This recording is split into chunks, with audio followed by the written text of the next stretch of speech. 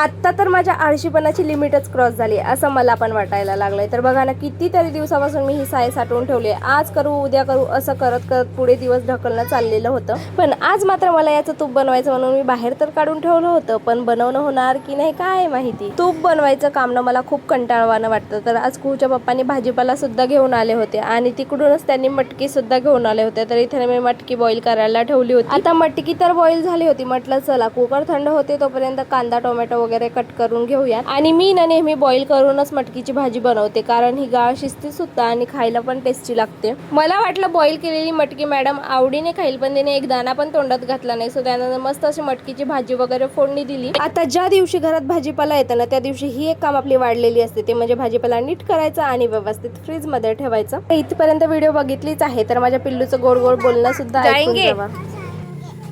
कहा है साई बाबा? बोल साई बाबा।